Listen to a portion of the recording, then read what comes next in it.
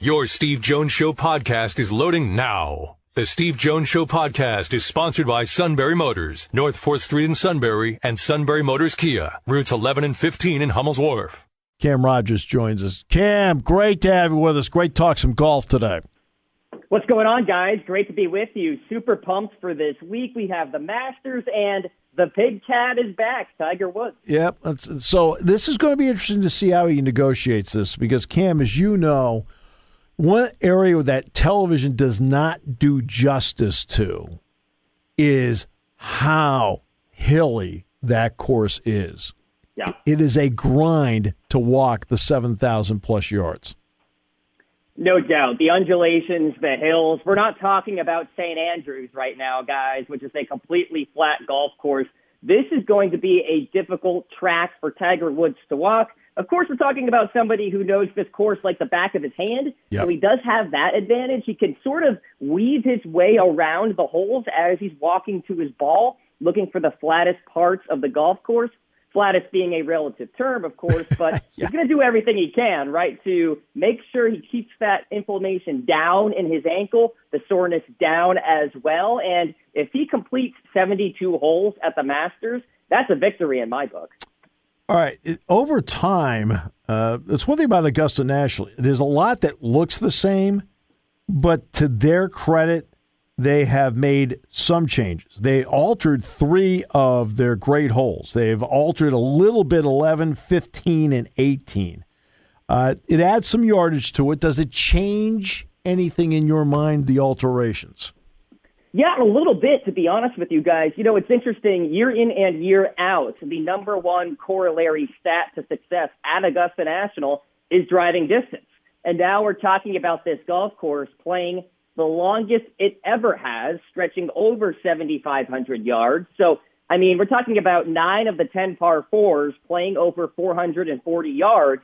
So you better pack your long iron game when you're talking about these par 4s. These par 3s are difficult as well.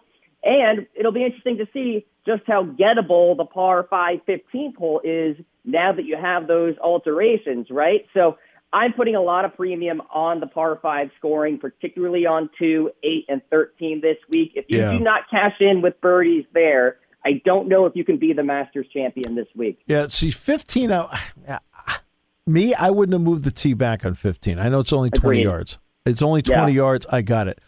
Because the way that green is shaped, as you know, Cam, you have to be pretty precise on that second shot because that green doesn't hold. And then with the pond in front, see, I wouldn't have moved it back, but that's just me. I mean, I'm just a simple sort. No, I agree. It brings more excitement when you have a somewhat gettable par 5. You know what I mean? So why stretch that out? I would rather have you stretch out a par 4 and just, make one par 4 more difficult or something like that. But you're correct. That green, going for it in 2, there's a little bit of a false front there. You have a slope that you have to get over, and if you don't get over that part, then you're going in the water, and if you go too long, there's actually kind of a steep area in the back of the green, too. You might go off the green there, so it's a difficult green to hit, even if it's your third shot. So, yeah, I kind of wish they didn't do that, but you know what? Augusta National is trying to adapt to this changing game. Everybody is driving the ball further now, and Augusta has to adjust. I mean, if Bryson's at 80%, he's still hitting the ball 400 yards. All right, so when you look at the field, we've had a lot of different winners this year on the PGA Tour, a lot of different winners. Are any of the new winners that we've had so far in the last 3 months, because the season actually begins the end of last year, any one of those guys you think good enough to maybe give it a run on this course? Yeah, obviously Scotty Scheffler is a guy everybody is talking about right now, the number 1 player in the world. But I'm going to direct your attention to one Joaquin Niemann. This guy is an absolute talent, won at Riviera. That is not an easy golf course. We're talking about really small greens. You have to be precise with your irons to actually have success at the Masters and certainly at that tournament. And I think Joaquin Niemann can kind of carry that momentum into the Masters in a way in which he doesn't have to put so much pressure on himself. He already got win number 1. He can sort of move on from there, right? And so Joaquin Niemann is a guy that I'm really tracking this week. I'm actually off Scotty Scheffler. I think, he might be hitting some regression to the mean a little bit. A lot of wins are happening for him, and I could totally see him sort of, having a little bit of a letdown this week, but who knows? We shall see. He's one of the favorites this week at the Masters, but I think Joaquin Niemann is a guy that I'm really tracking here this week. Is he in the same group with Tiger the first 2 days? Yes, he is. He is a part of that group. Yeah, it's and Louis Oosthuizen's the other one, right?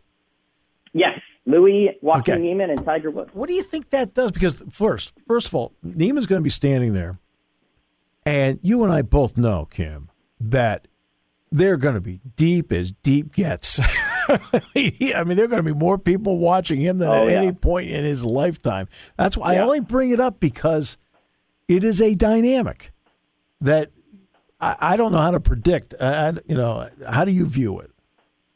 Well, look at the crowds right now that are following Tiger Woods during his practice round. I mean, it's truly remarkable the amount of people who are showing up. But at the same time, it's really not that surprising. So you bring up a great point with Joaquin Niemann and Louis Oosthuizen. They are going to have to play tunnel vision for the first 2 days.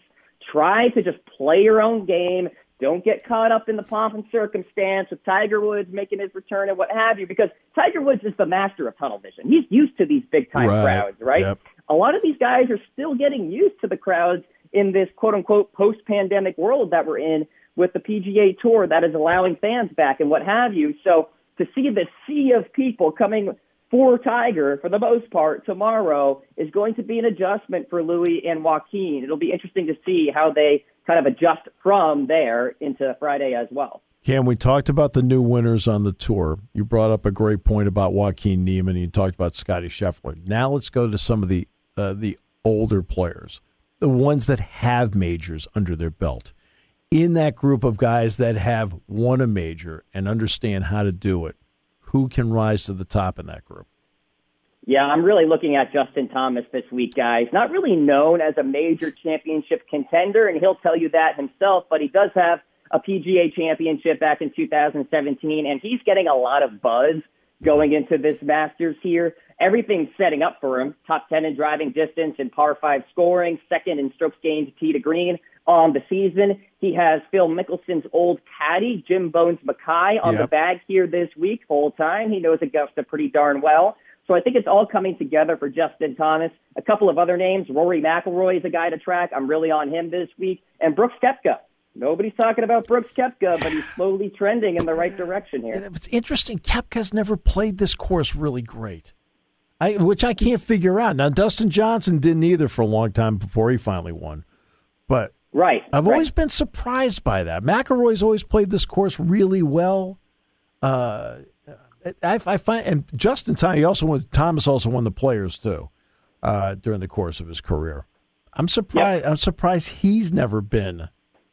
You talk about the majors. Why is the fact that he does have the PGA, he's got the Players, but why isn't in others that he hasn't? Because he's got everything. It seems like. It's true. I think, honestly, it's just a testament to the depth of talent that we have on the PGA Tour these days. That's a good point. That's a great point. This is not the PGA Tour of 2004 when it was Phil, Tiger, it was VJ, it was Retief Goosen, Jim Furyk, Ernie Els, and that was really it, right? All those guys were winning all the time in the early 2000s, and now you just have so much talent. I mean, the margins of differences between all these guys are so thin. Anybody can win any given week. And so for Justin Thomas, he really came up in that era of the athlete golfer. And so when you're dealing with Brooks and DJ and Rory, it's hard to win out there. But I think JT's time is coming at the Masters pretty soon. All right. A former champion that has always played well here is Jordan Spieth. Where does he fall in with this? Yeah, Jordan Spieth has been a curious case here in 2022. His putter is not cooperating right now. Yeah. Now, if there is a course where he can find that hot putter, it is obviously Augusta National. He has the course resume, obviously. He's a former champion himself. He's been there, done that. He's been there for the highs and certainly there for the lows after losing to Danny Willett there in 2016. So I'm just not loving the recent form. I know he had a great ball striking week at the Valero Texas Open, but that's not really enough for me to say he's going to actually contend this week. So I am slightly off Jordan Spieth. I think there are better options out there as far as, if you're going to place a bet or anything. I'm probably not going to go in Jordan Spieth's direction. But let me just say this. When you're talking about predicting a major championship, you have so many good golfers all playing at once. You have to take a stand on the top guys, whether it's good or bad, because not everybody can finish inside the top 10. Right. Well, look, that you could play great golf and finish third. Yeah. Because it just turned out the other guy played better. I mean, it just, right. And that happens. And we always look at, well, he missed a putt on 8, and he went, look, okay, he played great. So now I want to get to the defending U.S. Open champ, Jon Rahm. All right. Does he have, I think it's pretty obvious he has the game to win at this place. All right. There's no doubt. What's your thought about him? Yeah, 4 consecutive top 10s at Augusta National. He's a bomber off the tee, second to just Brooks Koepka in terms of strokes gained total at the majors over the last 5 years. He has the major championship game. He's inside my top 5 this week. I like him a lot to get it done here at Augusta National. The one concern would be his around the green game. It has not been all that good, and when you're bleeding strokes with your chipping, you better be darn precise with your irons and not miss the green. So that's the one thing about Jon Rahm right now, but he will be right there on Sunday afternoon. I have no doubt about it. He's been one of those unbettable guys for a while here in 2022 because he's been the favorite at every tournament, and the value just isn't there. But as far as this week is concerned, I think he'll be right around the leaderboard. I think wind plays a role in one day in this, if I looked at the advanced forecast. Which guys, in your opinion, handle that better than others? Yeah, always want to look for the guys with the low apex, the low ball flight, the grinders. And I'm looking at a guy named Shane Lowry. If conditions turn really bad here, I'm all in on the former Open champion, guys. The iron game is there. 7 straight top 25s in stroke play action worldwide right now. Couple of top 25s at the Masters the last couple of years, so he's starting to get this golf course. Shane Lowry's a guy to track, and Daniel Berger actually is my guy to win this tournament. He's got a really low ball flight, so when the wind is blowing, he can certainly pierce through that wind.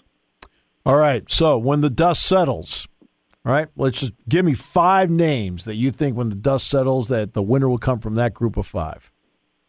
All right, so we'll start with Daniel Berger. He is my projected winner to get it done. I like Berger's game. Nice. Yeah.